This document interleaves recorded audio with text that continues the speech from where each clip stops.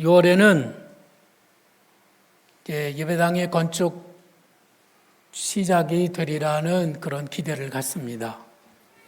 여러분들이 힘을 내서 기도해 주시기를 부탁을 드려요. 굉장히 중요한 시점에 우리가 있습니다. 이럴 때는 우리들이 힘을 모아서 기도를 해야 합니다. 꼭 좀 그렇게 도와주시기를 부탁을 드리고, 오늘 저녁 주현정 집사님 충북대학교 병원 장례식장에는 6시 반에 예배를 드리도록 그렇게 시간을 정했습니다. 여러분들이 참석해 주시면 감사하겠습니다. 설교 모임을 하는데 거기에 오시는 김 목사님이라는 분이 있습니다. 그분이 설교를 준비하면서 이런 간증을 했어요. 그분은 군대에 좀 늦게 갔더랍니다. 나이가 어린 고참들을 모시느라고 고생을 했대요. 나이가 어리지만 고참이기 때문에 그들에게 고분고분하지만 그들이 심술궂게 우리 김 목사님을 괴롭혔다고 그래요. 더구나 저녁에 점호를 하고 나면 꼭 불려가서 야, 주일에 너 꼭 교회 가야 돼? 이렇게 억압을 했다고 그럽니다. 주일이면은 업무는 없지만 이것저것 청소도 하고 정리도 하고 마당도 치우고 할 일이 꽤 많은데 한 사람이 빠져서 예배당에 가버리면은 그 사람이 할 일을 딴 사람이 해야 된다는 거죠. 너무 핍박이 심하고 마구 때리기 때문에 이 목사님은 예배 드리러 가면은 눈물로 예배를 드렸다고 그래요. 그리고 예배를 끝나고 소대로 돌아오면 들어가는 순간에 사방에서 발차기가 막 날라온대요. 이러다가 죽겠구나 싶을 만큼 주일이면 날마다 힘든 시간을 보내야만 했습니다. 그러던 어느 날 행정병이 김이병을 찾으러 왔습니다. 김이병, 대대장님이 너를 부르셔.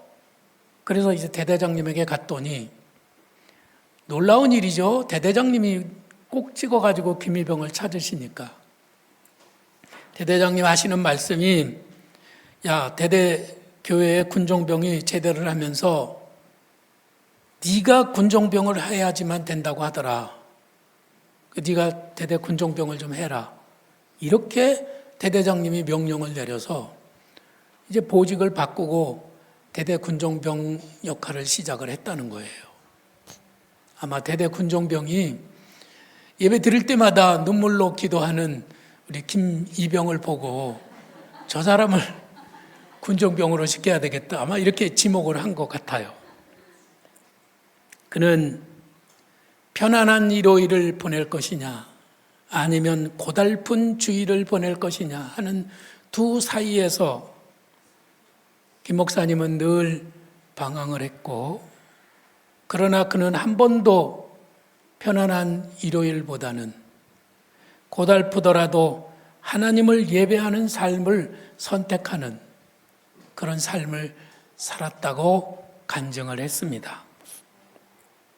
우리들은 어떤 삶을 살아가시나요? 그저 편안하게 그냥 지내는 일요일입니까? 아니면 고달프지만 하나님을 예배하는 주일입니까?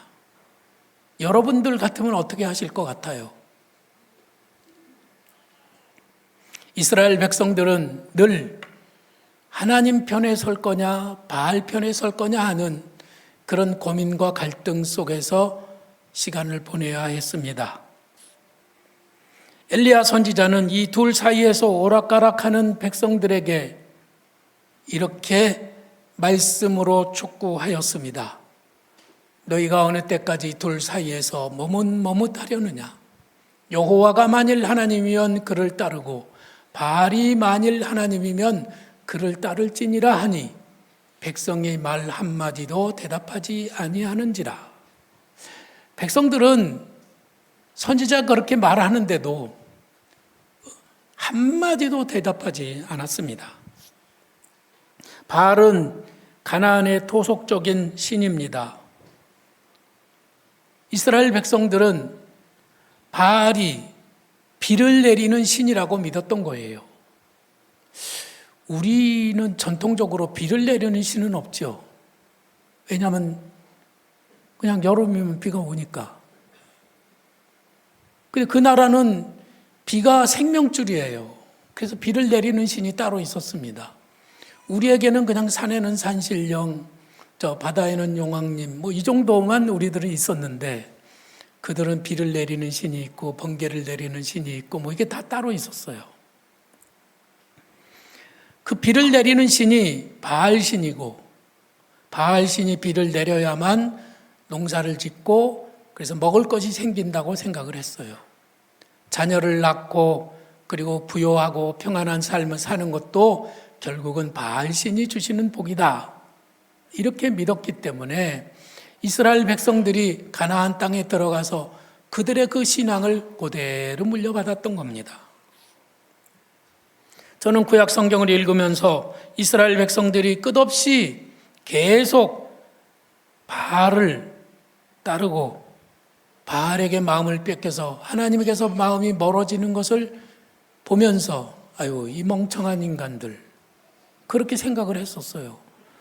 구약 성경 특별히 열왕기서를 읽으면은 이스라엘 백성들이 계속 바알을 섬기잖아요. 그것 때문에 혼났다가도 또 새로운 왕이 생기면 또 바알을 섬기고, 또 바알의 제단을 허물고 난 다음에 또 다른 왕이 생기면 또 바알을 섬기고, 이것이 계속 반복돼요. 오늘날 우리들은 어떤가요? 우리들은 바알하고는 관계가 없다고 이렇게 생각을 하시겠죠. 내가 무슨 거짓말 조금 하고 슬슬 욕심 부리고 또 무슨 내가 마음속으로 누구를 좀 미워하고 말로 못된 말을 좀 하기는 했지만 우상을 숭배한다고 하는 것은 우리는 꿈에도 생각은 못합니다. 그렇지 않나요? 자신이 우상 숭배한다고 생각하시는 분 한번 물고 한번 서보시죠. 없잖아요. 근데 이스라엘 백성들은 계속 그런 삶을 반복하고 반복했던 거예요.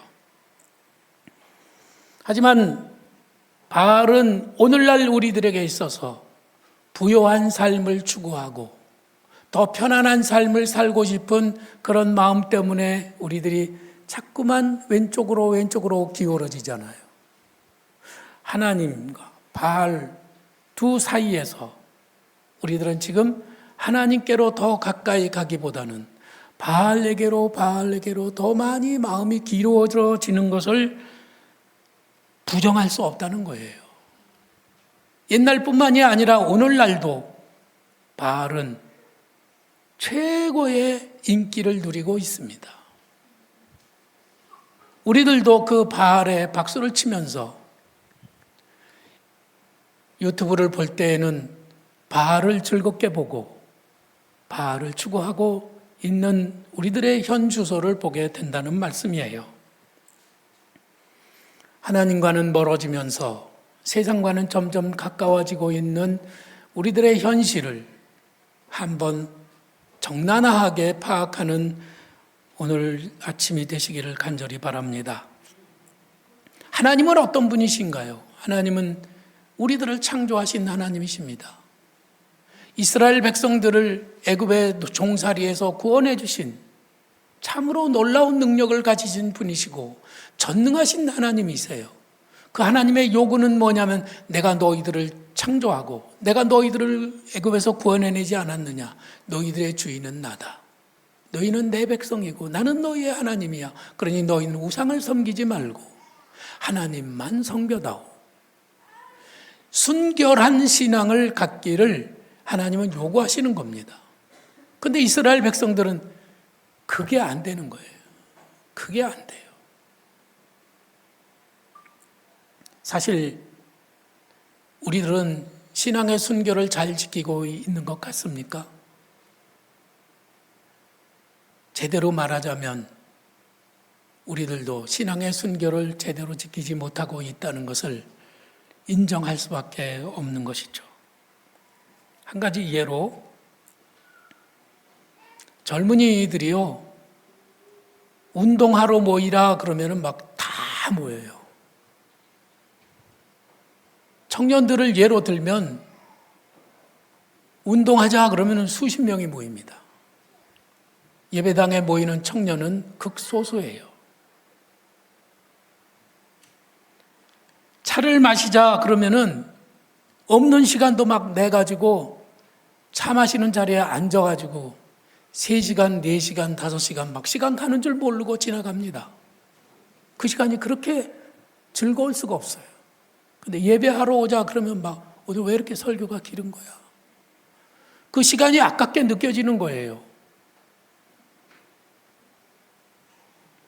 돈을 벌기 위해서는 건강을 해치면서까지도 막 죽을지 살지 모르고 뜁니다. 그러나 하나님을 위해서는 최소한의 시간도 너무너무 아까운 거예요. 여러분은 안 그러시죠? 제가 그러더라고요. 제가 그래요. 예수님은 하나님만을 섬기고 있다고 확신하고 있는 유대인들에게 콕 찍어서 말씀하셨습니다. 하나님과 돈을 겸하여 섬길 수 없다. 돈이 그들에게는 우상이었던 것이죠.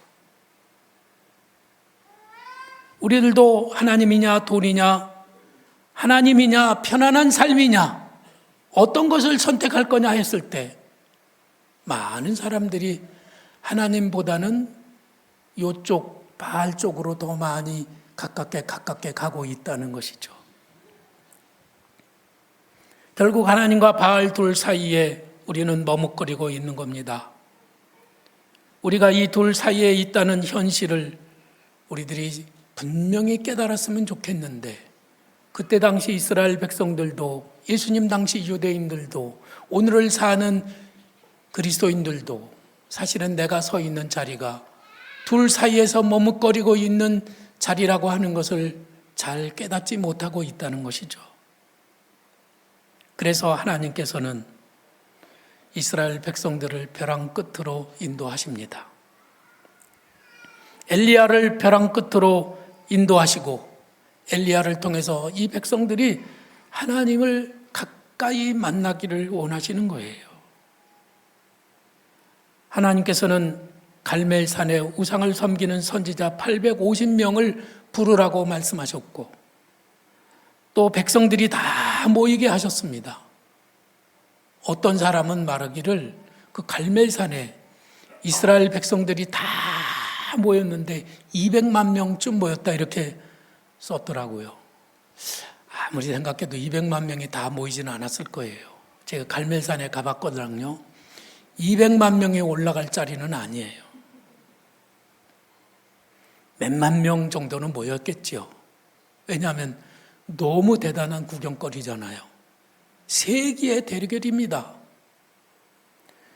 그들은 지금 불로 응답하는 신이 참 하나님이다 라고 하는 이 대결의 주제를 놓고 우상을 섬기는 선지자들과 엘리야 선지자가 지금 대결을 하고 있는 것이죠.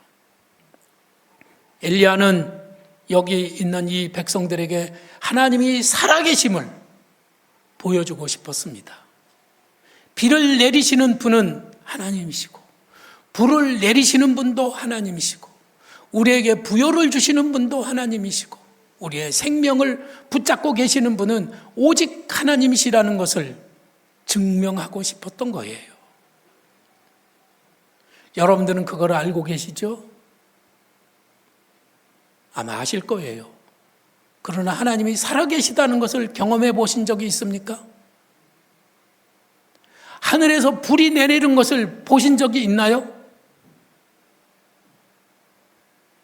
아마 오래전에 그런 경험이 있었으리라고 생각을 해요. 불이 내리기도 하고, 죽었던 사람이 살기도 하고, 죽을 병에 걸렸던 사람이 고침을 받기도 하고, 완전히 나락에 떨어졌던 사람이 다시 기운을 차리고 일어서는 것을 보기도 했을 겁니다. 그러나 그 모든 것들이 이제는 다 잊어버렸어요. 엘리야는 그들을 초대하여서 하나님이 지금 살아계셔서 역사하신다는 것을 보여주고 하나님이야말로 참 하나님이심을 그들에게 증거하고 싶었던 거예요. 그래서 그들에게 너희는 가까이 오라, 이렇게 이스라엘 백성들을 이끌었습니다. 그들은 지금 구경꾼으로 왔잖아요. 팔짱을 끼고, 그리고 어떤 신이 진짜인지를 구경하러 왔는데 저 한 발 뒤에 물러서서 지금 구경을 하고 있어요.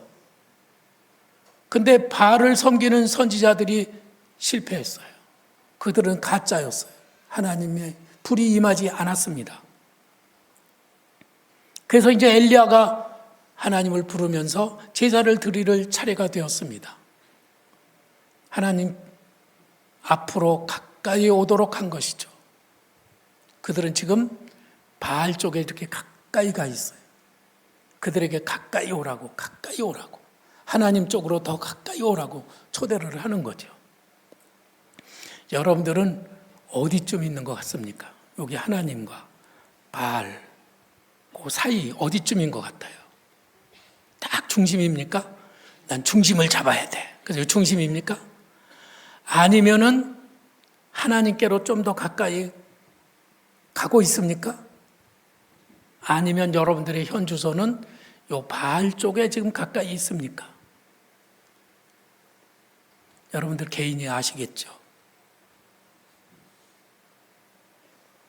엘리야 선지자는 이스라엘 백성들이 하나님께로 가까이 오기를 초대한 거예요. 구경만 하지 말고 너희들도 내가 드리는 이 제사에 가까이 와서 참여를 하라는 것입니다. 예배차가 되라는 거예요. 어떤 사람은 예배당에 와서 예배를 드리는데도 불구하고 구경꾼으로 오신 분이 계세요. 하나님께 대한 마음이 별로 없습니다. 하나님의 말씀에 귀를 기울이지도 않습니다. 하나님의 말씀에 귀를 기울인다고 해도 그 말씀으로 인해서 내 삶이 변화되지를 않습니다. 이것이 너무 안타깝죠.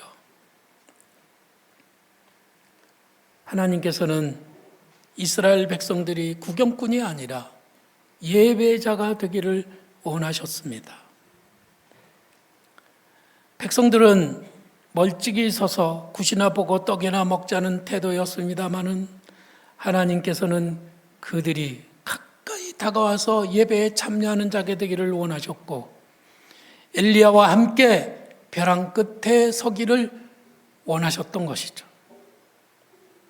엘리야가 서 있는 자리로 이스라엘 백성들이 가까이 가보니까 거기에 무너진 제단이 하나 있었습니다. 전에 이스라엘 백성들이 하나님 앞에 제사를 드리던 바로 그 제단이에요. 너무 오랫동안 예배를 드리지 않았기 때문에 그 제단이 무너져 있었습니다. 그리고 거기 무너진 제단을 보여주면서 자, 우리가 이 무너진 제단을 함께 수축하자. 그래서 이스라엘 백성들이 엘리야와 함께 그 무너진 제단을 수축했습니다. 오래전에 예배가 중단되어 무너져고 회파된 그 제단을 그들이 다시 쌓았던 거예요. 여러분 아까 굉장히 중요한 시점이라고 말씀드렸죠? 이 중요한 시점에 우리들이 꼭 해야 될 일이 바로 이 두 가지예요. 하나님께 더 가까이. 세상으로 가는 것이 아니라 하나님께로 더 가까이 가기를 원하시고 우리들의 삶에서 무너진 제단을 다시 세우기를 하나님은 원하신다는 말씀이에요. 그것이 굉장히 중요한 것입니다. 요즘 저는 마음이 안타깝습니다. 왜냐하면 무너진 제단을 보기 때문에 그래요. 코로나 이전과 코로나 이후에 지금 우리 교회가 확 달라졌죠. 우리 교회만 그런 게 아니라 다른 교회들도 마찬가지예요. 교회들이 다 예배에 별로 열정을 쏟아들이지 못하고 있습니다. 바알이냐 하나님이냐 둘 사이에서 하나님보다는 이 모든 그리스도인들이 지금 바알 쪽으로 더 가깝게 가고 있는 현실이라는 말씀입니다. 근데 요즘 수요일 저녁에 우리 교회에서 찬양을 아주 뜨겁게 올려드립니다. 찬양을 부르면서 마음이 뜨거워지고 성령이 내 가운데 임재하시는 것을 느낄 때 너무 기쁘고 감사하고 행복함을 느끼게 됩니다. 많은 분들이 오셨기 때문이 아니에요. 몇 개는 안 오셨어요. 근데 거기 몇 분 오신 분들은 어떤 분일까요? 한가한 분들일까요? 아니면 바쁜 분들일까요? 그분들은 누구보다도 고달픈 삶을 사는 분들입니다. 집이 가까운 분들일까요? 집이 먼 분들일까요? 교회 부근에 가깝게 이사를 오면서 목사님, 저 교회 가까운 데 가서 새벽 기도도 하고 수요일 저녁 예배도 참석하고 그러고 싶어요. 그래서 오신 분들이 한 번, 두 번 오신 다음에는 안 오시더라고요. 그리고 오래 지나면 아예 이사하실 때는 이제 멀리 가요. 새벽 기도 부담 안 갖고 수요일 저녁 예배 부담 안 가지려고. 아유, 난 집이 멀어서 못 가요. 이렇게 하면 얼마나 편해. 핑계가 아주 좋죠. 그런데 수요일 저녁에 오시는 분들은 진짜로 먼 분들이에요. 그들보다도 더 고달픈 분들이 없다고 생각합니다. 그분들의 찬양이 뜨겁고 그들의 드리는 그 제단이 아름답습니다. 은혜롭습니다. 저는 그 제단을 수축하는 일에 여러분을 초대합니다. 힘을 내주세요. 코로나 없어졌잖아요, 이제. 저녁에 텔레비 앞에서 예배를 드리기보다는 하나님 앞에 나와서 성도들과 함께 찬양하고 함께 기도하고 그 전에 무너지기 전, 이 제단이 무너지기 전 우리가 뜨겁게 예배하던 그 자리로 나오는 성도들이 되기를 부탁을 드립니다.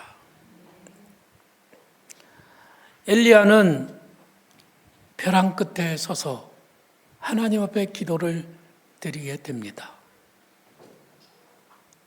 이 기도를 그냥 읽을 때는요, 별 의미가 없어요. 한번 읽어볼까요? 시작. 저녁 소재 드릴 때에 이르러 선지자가 말하되 아브라함과 이삭과 이스라엘의 하나님 여호와여, 하나님이신 것과 내가 주의 종인 것과 내가 주의 말씀대로 이 모든 일을 행하는 것을 오늘 알게 하옵소서. 엘리야는 하늘에서 불이 내리기를 기도를 드리면서 하나님 불을 내려주세요, 이게 아니었어요.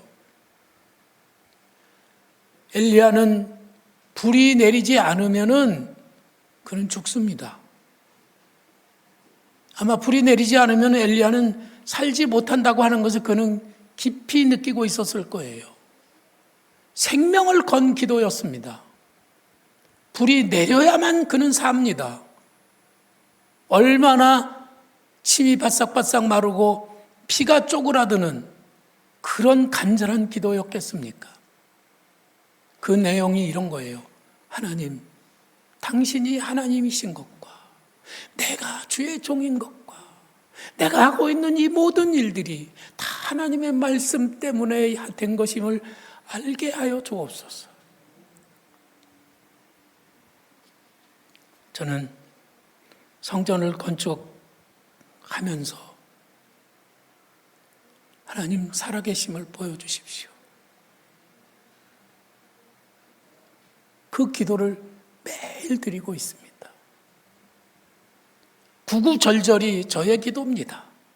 만일 이거 우리들이 하지 못하면은 많은 사람들이 배꼽을 잡으면서 비웃을 거예요.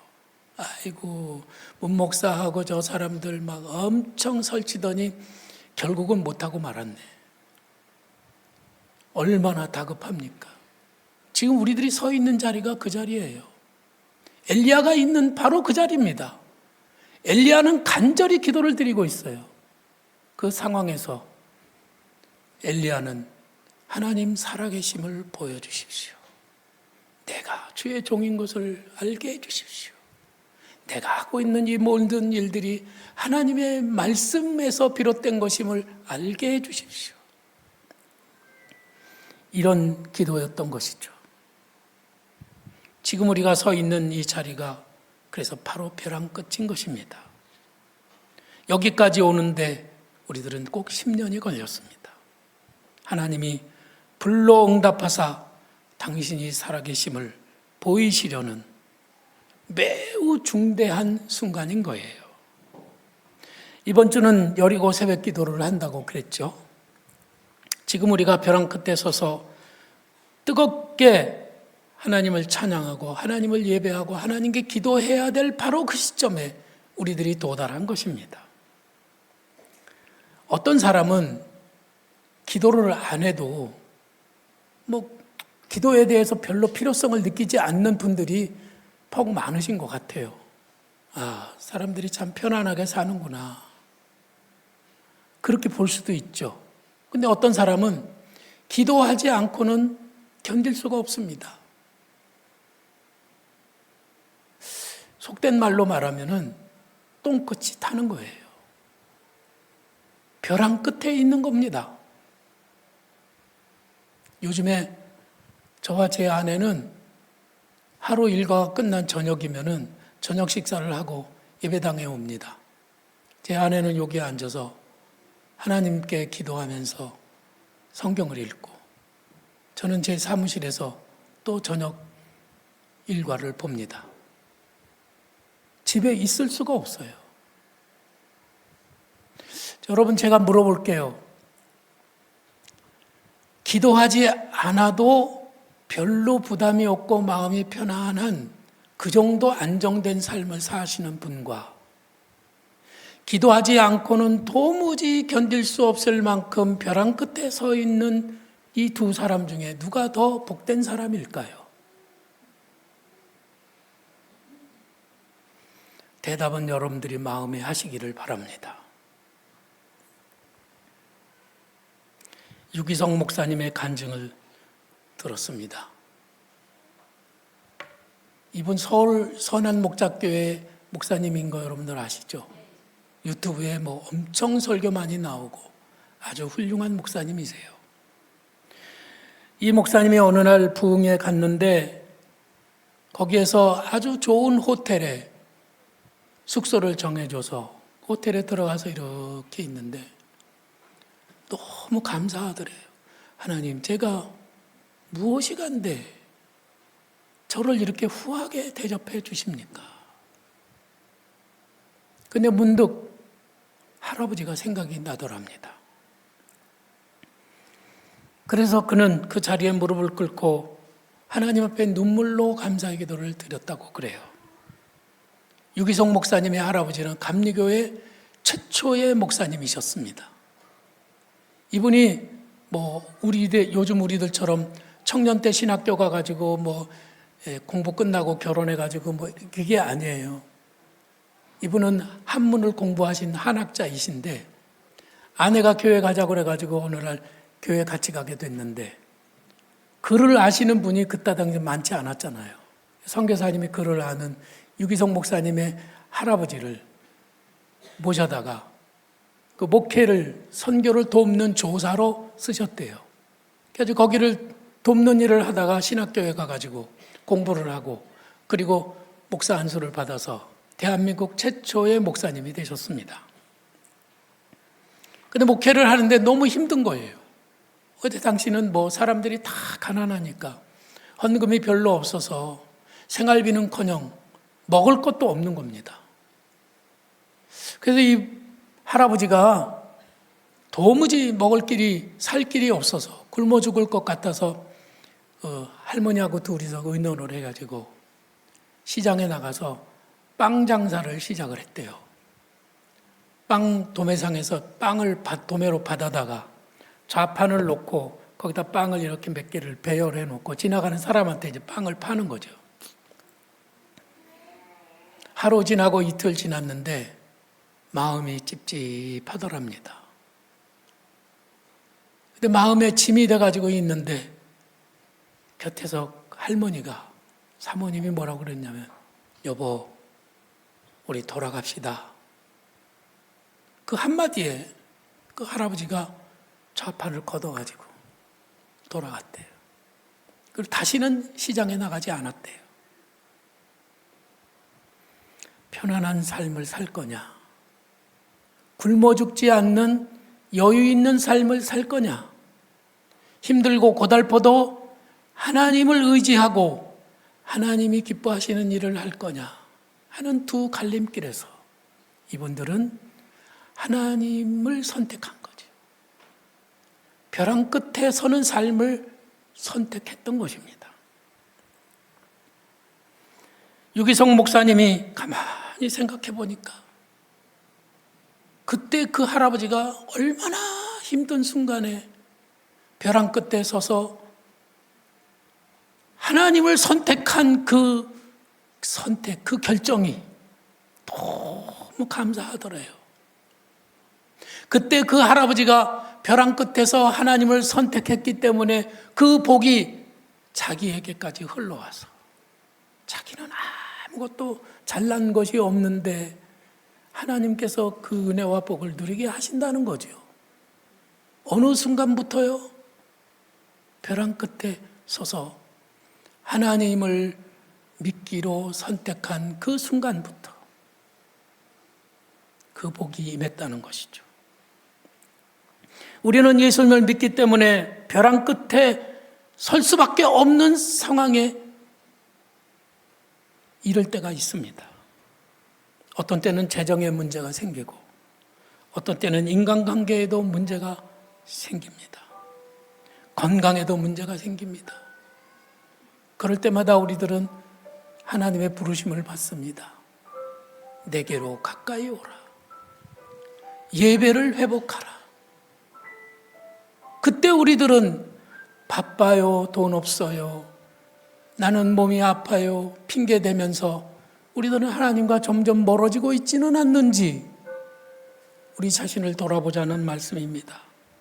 하나님은 우리가 벼랑 끝에 설 때 큰 능력으로 역사하시고 당신이 살아계심을 우리에게 보여주실 것입니다.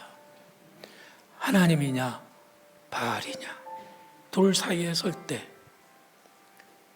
하나님 쪽에 서는 믿음을 보이시기를 축원합니다.